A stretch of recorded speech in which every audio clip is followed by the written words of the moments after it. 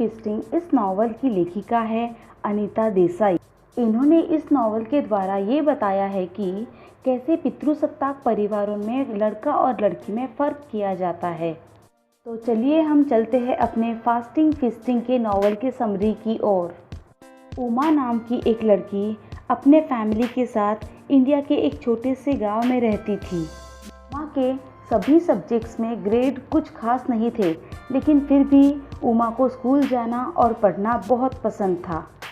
लेकिन उमा के मम्मा पापा उसे स्कूल भेजने के बजाय घरेलू काम सिखाते थे और दिन भर उससे काम करवाते थे। उमा को अरुणा नाम की छोटी बहन थी और वह देखने में उमा से भी खूबसूरत थी। उमा के मम्मा पापा इन दोनों बहनों को पुराने टाइप के माहौल में बड़ा कर रहे थे। वे ये सोचते थे कि लड़की उन्हें घरेलू काम करने चाहिए और शादी करके अपने घर जाना चाहिए। उमा के छोटे भाई अरुण का जब जन्म हुआ था तब उमा के मम्मा पापा ने उसका स्कूल जाना बंद कर दिया था। वे ये कहते थे कि अरुण की देखभाल करने के लिए अब उमा को घर पर ही रहना चाहिए। तब उमा नाराज़ होकर कैथोलिक कॉन्वेंट के मदर एग्नेस के पास मदद मांगने के लिए गई थी। लेकिन मदर एग्नेस ने उमा को गले लगाते हुए ये कहा कि वे इस मामले में उमा की कोई भी मदद नहीं कर सकते। अरुण लड़का होने के कारण उमा के मम्मा पापा अरुण से बहुत प्यार से पेश आते थे, लेकिन ठीक इसके उल्टा वे अपने बेटियों से बर्ताव करते थे। उमा के पापा एक गवर्नमेंट मैजिस्ट्रेट थे। उन्होंने अपने लाइफ में बहुत अप्स एंड डाउन्स मतलब बहुत गरीबी देखी थी। उमा की मम्मा उमा के पापा को हर बात में कोऑपरेट करती थी। उमा को अनामिका नाम की एक कज़िन थी और वह देखने में बहुत खूबसूरत थी। अनामिका को ऑक्सफोर्ड यूनिवर्सिटी में पढ़ने का मौका मिला था, लेकिन उसके पेरेंट्स ने मतलब लिली आंटी और बकुल अंकल ने उसे वहाँ जाने से मना कर दिया था और उसकी एक अमीर और एजुकेटेड लड़के से शादी करा दी।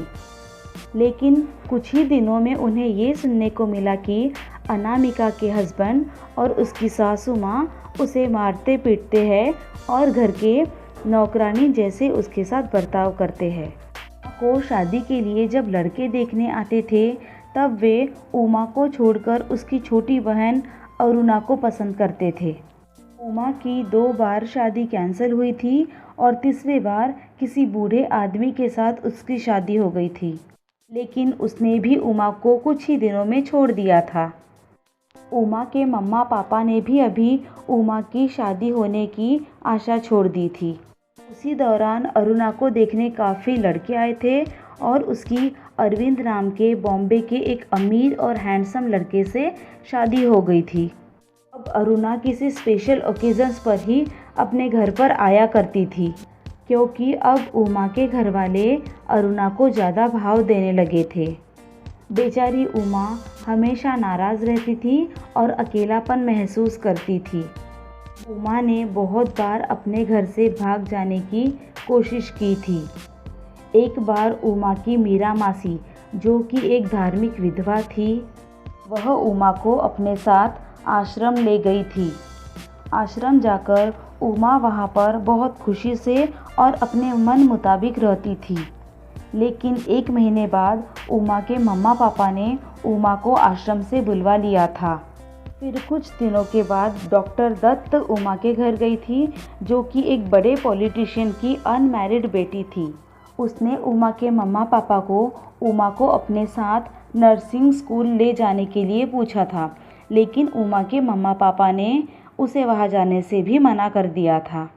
मम्मा पापा ने मना करने पर उमा नाराज़ हो गई थी, लेकिन पापा ने उस पर ध्यान नहीं दिया था। एक बार इन लोगों को ये खबर मिली थी कि अनामिका की जलने के कारण मौत हो चुकी है, लेकिन ये मर्डर है या सुसाइड किसी को भी पता नहीं चला था। बाद में लिली आंटी और बकुल अंकल ने अनामिका की अस्थियां नदी में बहा दी थी। नॉवल में अब उमा का भाई अरुण के बारे में बताया गया है। अरुण को बहुत हार्ड वर्क करने के बाद अमेरिका में पढ़ने के लिए स्कॉलरशिप मिली थी। अरुण ने अमेरिका के मैसेच्यूसेट्स के स्कूल में 1 साल बिताया था। उसके बाद वह ना चाहते हुए भी एक अमेरिकन फैमिली के घर में रहने के लिए गया। वह मिस्टर एंड मिसेस पैटर्न का घर था और वहाँ उनके साथ मिस्टर एंड मिसेस पैटर्न का बेटा रॉड और उनकी बेटी मेलेनी भी रहती थी। लेकिन वहाँ कुछ दिन रहने के बाद अरुण को एक बात ध्यान में आती है कि इस फैमिली में मिसेस पैटर्न और उनकी बेटी मेलेनी को कुछ भी ज़्यादा वैल्यू नहीं दी जाती है। लेकिन कुछ दिनों के बाद अरुण को अमेरिका में रहना बोर लगता है और उसे अमेरिकन फूड, वहाँ की कुकिंग स्टाइल ये सब पसंद नहीं आता। वह हमेशा के लिए मिस्टर एंड मिसेस पैटर्न के घर को अलविदा कह देता है और वापस यूनिवर्सिटी चला जाता है। और हमारी फास्टिंग फीस्टिंग नॉवल यहीं पर ख़त्म होती है। अगर आप मेरे चैनल पर नए हो तो प्लीज़ सब्सक्राइब करें और शेयर करें। Thank you.